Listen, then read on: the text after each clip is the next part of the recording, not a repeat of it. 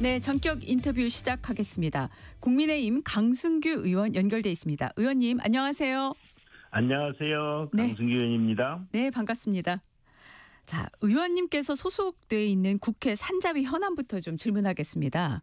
반도체 특별법이 어제 여야 합의로 산자위에서 통과됐는데 관심을 모았던 반도체 연구개발 인력에 대한 주 52시간 적용 예외 조항이 빠진 채 통과가 됐어요.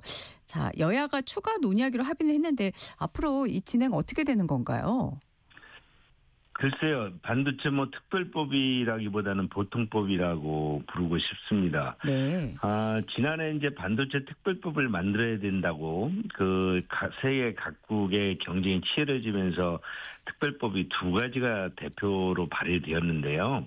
당시에 여당인 우리 국민의힘 측에서는 주 52시간 예외 특례를 적용해서 반도체 연구 등에 대해서 좀 더 집중할 수 있도록 해야 된다 하는 법안이었고요. 야당에서는 이제 그 당시 야당, 지금의 여당에서는 김태년 의원 등이 대표 발의한 100조 기금 조성 방안이었습니다. 그런데 그동안 여야가 협의 과정에서 이 두 부분 등이 사실상 쏙 빠지고 실제 안고 없는 찐빵처럼 특별법을 반도체 산업을 지원하는 위원회를 만든다, 성장 지원단을 신설한다 이런 것 등이 이제 추가되었는데요. 이런 부분은 사실은 반도체 특별법에서 최고 핵심 과제인 마음껏 연구자들이 집중해서 연구를 하면서 충분한 휴식도 가질 수 있도록 하는 특례 조항이었는데 이 부분이 빠져버렸죠. 그러면 왜 지금의 야당이 이에 협조했느냐? 지금 여당이 정권이 바뀌고 여당이 되면서 이 부분을 패스트트랙에 담아내니까 그마저도 특별법에 담아내야 될 것 등을 좀 저희들이 또 잃어버릴 수도 있다 해서 부득이 동의했습니다만 네. 사실은 특별법에서 빠져야 될 아주 핵심적인 내용들이 빠졌습니다. 네, 그렇군요.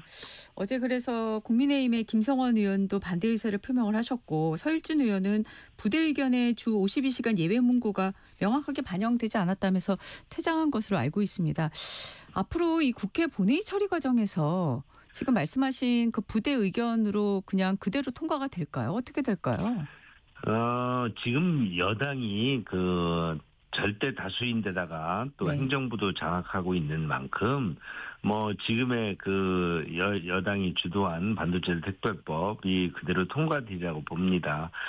부대 의견도 지금 현재 우리가 이 부분을 추가 논의한다는 부대 의견에 대해서도 저희는 강력히 요구를 하고 있지만 네. 민주당에서는 이에 대해서도 상당히 부정적인 의견들도 다수 있어서 이마저도 담보하기 쉽지 않을 것 같고요. 그런 거에 보면은 반도체 특별법에는 큰 의미가 없어졌습니다. 이미 반도체 산업에 일부 지원할 수 있는 것들은 첨단전략산업법에서 지원하고 있습니다. 그러니까 반도체 특별법을 통해서 뭐를 더 집중적으로 지원해서 이 산업을 지켜낼 수 있다고 하는 것인지 참으로 안타깝습니다. 네, 알겠습니다.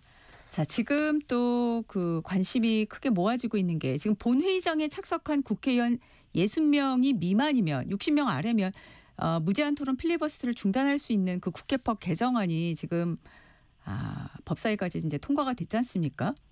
그러면 이 지금 송원석 원내대표는 민주당의 일당 독재 고속도로라고 비판을 하고 있고 김병기 원내대표는 필리버스터가 국민의힘의 정치 기술로 악용되고 있다고 하는데 이 필리버스터 제한법도 지금 현재 의석수대로라면 국회 본회의 통과가 거의 확실시 된다고 봐야 되지 않습니까? 이거 어떻게 대응해야 된다고 생각하십니까? 그렇습니다. 민주주의라는 것이 삼권 분립, 행정, 입법, 사법부가 서로 견제하고 그래서 독주하지 못하는 요체를 가지고 있고 그중 입법부에서도 입법부가 여야 여러 가지 의석수에 따라서 국민의 표심에 따라서 어떤 의결 원칙이 있습니다. 그래서 다수결 원칙을 하고 있지만 다수결의 어떤 거수로서 결정할 때는 최후의 수단일 뿐이고요. 국회는 어찌됐든 협의를 하는 것입니다. 협의를 통해서 합의를 하는 것이 원칙인데 민주당이 지금 절대 다수를 차지한 21대, 22대 들어서는 그동안 오랜 전통의 합의제, 협의제가 지금 없어지고 있지 않습니까? 그래서 이제 저희가 네. 소수 여당일 때는 대통령의 거부권으로서 견제를 좀 할 수 있었는데 지금 대통령 행정부까지 민주당이 장악하고 있기 때문에 국회에서 협의 없이 다수결로 처리된 법안이나 예산 등이 그저 어떤 견제 장치도 없이 통과할 수 있는 상태이기 때문에 국회가 지금 여러 가지 문제를 낳지 않습니까? 네. 그런데 그런 국회에서도 마지막 국민들에게 호소하고 표현할 수 있는 것이 필리버스터입니다. 그러나 이 필리버스터도 3분의 2 동의가 제적의원 3분의 2 동의로 의결하면은 중단할 수 있었는데 이런 부분들이 사실상 그래도 며칠간을 놔두고 그 회기가 끝날 때까지 보전 처리됐었지. 필리버스터를 유지할 수 있었지만 네. 민주당과 법여권이 지금 3분의 2를 장악한 거의 위치에 있기 때문에 이것들을 24시간 내에 종결시키고 있단 말이죠. 네, 네. 근데 이마저도 또 이제는 그것도 못 봐주겠다. 그래서 60석 정도가 재석하지 않으면 필리버스터를 종결할 수 있다든지 이렇게 또 필리버스터마저 무력화시킨다면 네. 그저 국회는 다수당 민주당밖에 없는 일당 독재 의회가 되는 것이죠. 네, 이게 지금 민주당에서는 우선 처리를 하겠다고 하지 않습니까? 국회법 개정안을요. 그럼 이 국회법 개정안이 본회의에 상정되면 만약에 이게 제일 먼저 상정되면요. 국민의힘에서는 이제 필리버스터로 기존대로 대응을 하실 그래봤자 생각이신가요? 24시간밖에 못 버티죠. 네. 그리고 그 필리버스터법이 통과가 되고 어찌됐든 그런 또 통과된 이후에 저희가 지금 민주당이 실제 하려는 것은 지금 사법장악법이 아니겠습니까? 네. 그런 부분들을 앞으로 일사천리로 처리하겠다는 것이죠. 네네. 지금 말씀하셨습니다. 사법개혁 입법 민주당에서 이제 그렇게 말을 하고 있죠. 많은 네. 법들이 거론이 되고 있는데 의원님 보시기에 가장 문제가 있다고 생각하는 법안은 뭔가요? 법 왜곡지라고 하는 것이 지금 민주당이 추진하고 있습니다. 참 저도 생전 들어보지도 못하고 저는 법학 전공자는 아니지만 네. 여하튼 그동안 저희의 많은 국민들이 이런 법이 있는지도조차 또 다른 여타국에 있는지도 모를 텐데요. 이게 뭐냐니까 특정 직역에서 직무 수행 과정에서 고의로 법을 왜곡했을 때는 처벌할 수 있다는 것이죠. 네. 이건 그 법을 왜곡했는지 안 했는지는 주관적으로 판단하는 거 아니겠습니까? 판사가 어떤 법을 근거로 해서 판결을 내렸는데 그것이 자기들 마음에 안 들면은 이건 왜곡죄다. 그래서 처벌하겠다. 그러면 이재명 대통령이 만약에 이러이러한 대장동 등에서 5개 재판에 지금 재판을 받고 있는데 네네. 이에 대해서 판결이 나왔는데 마음에 안 드는 것이다. 불리한 것이다. 그러면 이거는 법을 잘못 적용한 법 왜곡죄다. 배임죄를 잘못 적용한 것이다. 무슨 여러 가지 이유를 달 거 아닌가. 이런 부분은 결국 사법 민주주의를 파괴하는 것이죠. 네네. 지금 보면은 법 왜곡죄 그리고 내란 전담 재판부 설치법 이 법을 포함해가지고 이른바 사법개혁 법안의 이 법사위를 민주당 사법 3법은 제외하고 지금 말씀드린 두 법은 이미 법사위를 통과를 했는데 지금 보도를 보면 법사위를 통과한 이 두 법에 대해서 민주당에서 8일 날 다음 주 월요일이죠. 당 정책의원 총회에 올려서 또 토론을 한다고 합니다.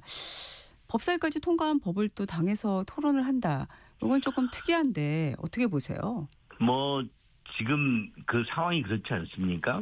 법 왜곡지나 내란 전담 재판부 이런 부분에 대해서 지금 많은 국민들이 또 전 법조인들이 이것은 우연 소지가 다분하다.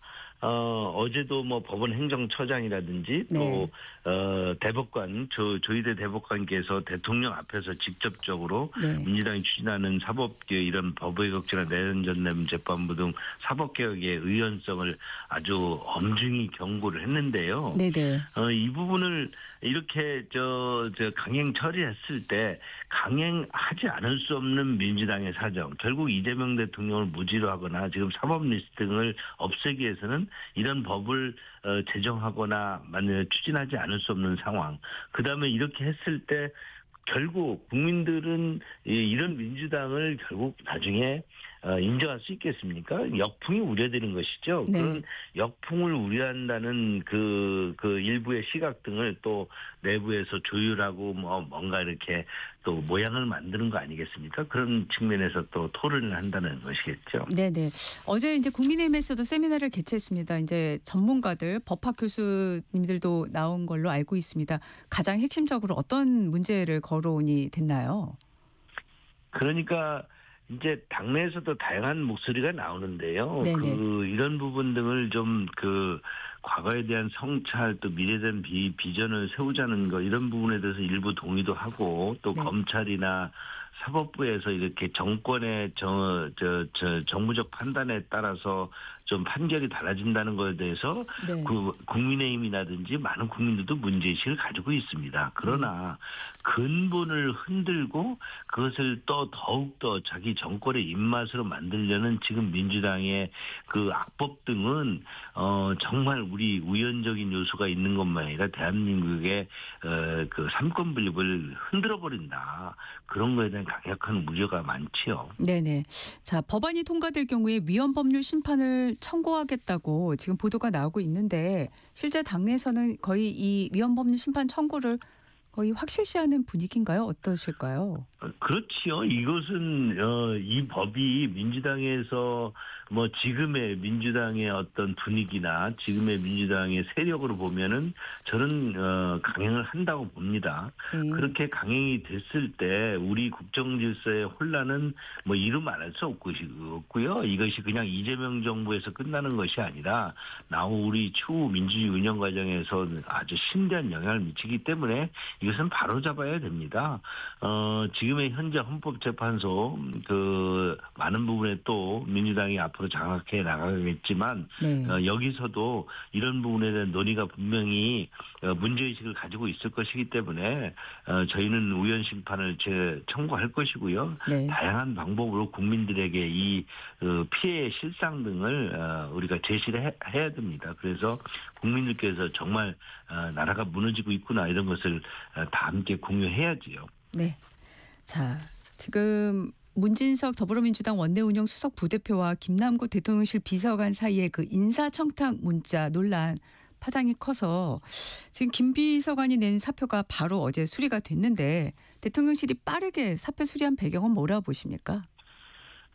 사안의 심각성이 크다고 보는 것이죠. 김남국 비서관의 그런 부분 등이 사실 국민들이 실제 모든 것은 김현지 실장으로 통한다 이렇게 인식을 했었고 지난 국정감사에서도 김현지 실장을 국정감사에 불러내서 증언을 들어야 된다 이렇게 우리 야당 등이 요구를 했음에도 불구하고 총무비서관에서 부속실장으로 전격 전보까지 시키면서 김현지 실장의 국정감사 출석을 방해하지 않았습니까? 네네. 그런데 결국은 현지로 통한다는 모든 것이 이 문자 하나로서 사실로 드러나니까 어떤 국정감사에서 증언한 것보다도 더 파괴력을 가지는 그런 문자 내용의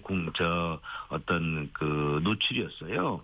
그러다 보니 이 부분을 수습하지 않을 수 없고 결국 꼬리를 자른 건데 김남국 비서관의 꼬리를 잘랐다고 김현지 실장의 여러 가지 지금 국정농단이 그대로 잘라질까요? 그럴 수가 없지요.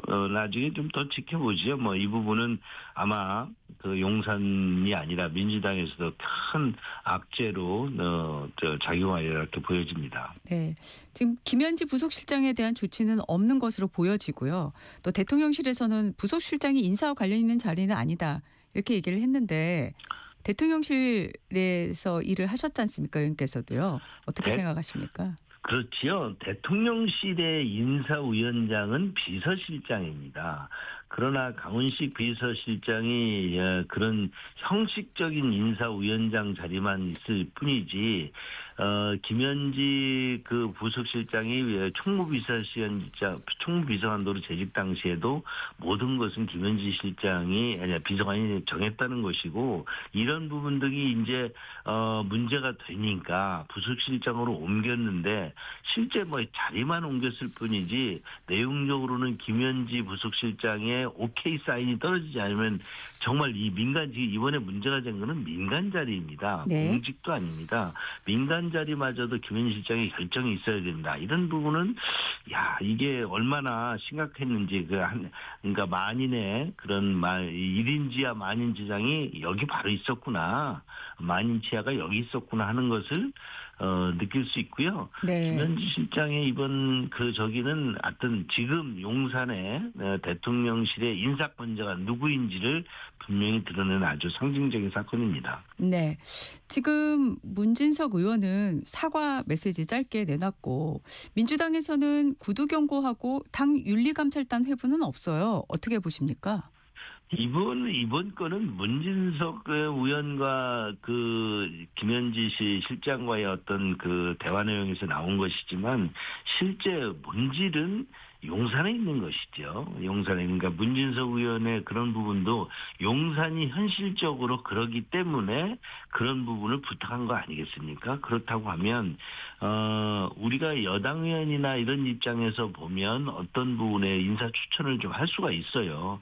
그런데 실제 인사 추천이 어떻게 결정이 되냐는 것은 그 정부라든지 어떤 조직의 시스템 아니겠습니까? 그 시스템이 비선으로 움직였다는 게 문제의 핵심이 있지요. 용산의 인사 시스템이 비서실장 등을 포함한 인사위원회에서 움직이는 것이 아니라 네. 하나의 실세 부속 실장에 의해서 전 총무비서관에서 움직이고 있다는 것이 문제이기 때문에 이 문제는 용산의 문제가 꼭 핵심이다 이렇게 봅니다. 네. 이재명 대통령도 언급을 했었는데 대통령실 특별감찰관 임명 근데 아직 안 되고 있거든요. 어떻게 보십니까? 어느 정부나 내부의 여러 가지 어떤 내부 감독 기능이 좀 필요할 텐데 그것이 이제 감찰관 제도 아니겠습니까? 그런데 지금 문재인 대통령 시절부터 감찰관제를 제대로 임명 안 하면서 많은 문제가 있었죠. 저희 윤석열 정부에서도 이 문제가 이제 지속되다가 이제 결국 또 끝내 감찰관이 임명되지 못했는데 이재명 정부에서 이에 대해서도 감찰관을 임명해서 뭔가 내부 단속을 좀 하겠다 해놓고 아직까지 안 하고 있습니다. 이런 부분에 있어서 이재명 정부도 결국 말로만 표현을 하지 실제 내용에 가서 어떤 부분에 문제가 닥쳤을 때 그 솔루션을 보면은 결국 내부 감싸기에 또 급급해하는 모습이 드러나고 있는 것이죠. 네. 자, 12.3 비상계엄 관련한 질문을 좀 하겠습니다. 지금 장동혁 대표는 SNS로 입장을 냈고 송원석 대표는 또 사과 기자회견에서 하셨고 소장파 의원을 비롯해서 당내 25분 의원들이 공동사과문을 발표했습니다. 좀 각각 입장을 내놨다는 생각이 드는데요. 의원님께서 지금 당 상황을 어떻게 보십니까? 12.3 비상계엄에 대해서는 국민의힘 많은 대부분의 모든 국회의원들과 또 많은 보수적인 시각에서도 잘못된 그런 방법이었다는 것을 다 인정을 합니다. 그러나 12.3 비상계엄이 일어나기 전에 민주당의 여러 가지 폭거라든지 그 이후에 1년 동안 내란몰이한 거에 대해서 민주당이 반성은커녕 더 악하게 몰아치고 있는데 저희는 12.3 비상계엄이 일어나고 12월 7일 날 국민의힘 의원들이 반성의 그런 기자회견도 했습니다. 그런데도 불구하고 계속 반성하라. 내란 정당이다. 해산하겠다는 그런 내란몰이에 그저 반성만 한다는 것이 또 사과한다는 것이 어떤 의미를 갖느냐는 것에 대해서 많은 국내 의원들이 이에 대해서 부정적인 것을 가지고 있고요. 일부 의원들이 그에 대해서 사과하자 뭐 이런 것들 있을 수 있습니다. 그러나 저는 그것이 사과를 했다고 해서 국민의힘 그리고 계엄과 탄핵 정국이 바뀌는 것도 아니고요. 저희가 그거에 대해서 과거에 얽혀 있고자 하는 것도 없습니다. 저희들이 그 25명에 동참하지 않은 의원들도 오히려 어떤 그 비상계엄이나 탄핵이나 이런 뭐 내란 정국 등을 빨리 끝내고 지금 대한민국이 처하고 있는 여러 미래 비전에 담론을 모아야 된다고 생각하는데 이해 안 한 것 같지 그저 내란몰이하는 민주당의 그런 프레임에 저희를 계속 가둬들려고 하는 것에 들어가면 안 된다는 것이 많은 국민의원들 의원 입장이고요. 네. 이런 부분에 있어서 송원석 원내대표가 비상계엄이라든 것이 잘못된 방법이나 이런 것들은 이번에도 분명히 의사를 표현했습니다. 그러나 그렇다고 뭐 석고대자에 두고 그냥 그저 12.3 비상계엄은 내란이기 때문에 우리 모두 다 뭐 이에 대해서 단절을 해야 된다. 이건 내란이라는 것은 사법부 판단을 더 받아봐야 될 일이고요. 네. 그것이 대통령의 통치권인 비상계엄 조치가 얼마나 어떻게 벗어나는지는 사법 조치를 받아봐야 됩니다. 그러나 그것을 그저 내란이라고 해서 내란에 동조했느냐 안 했느냐. 아니 추경호 대표 등의 그런 그 일상적인 원내대표로서의 움직임을 그저 상상적인 소설력으로 내란몰이로 몰고 이것을 영장을 청구하고 그것도 기각하고 이런 민주당은 한치도 그런 부분에 있어서 자기들의 모습에 대해서 어떤 반성이나 적이 없는데 네. 계속 국민의힘은 어떤 내란에 우리가 동조라고 비상계엄에 우리가 사전 공부를 했는지 전혀 증거나 그런 또 여러 가지 객관적인 상황은 아닌 것이 분명한데도 이렇게 가는 상황을 왜 우리가 계속 용인해야 되느냐 이런 부분에서 저희는 불만이 있습니다. 네, 알겠습니다. 자, 시간이 거의 다 됐습니다. 의원님 오늘 말씀 여기까지 듣겠습니다. 감사합니다. 지금까지 국민의힘 강승규 의원이었습니다. 전격시사 잠시 후 정치 Y로 돌아오겠습니다.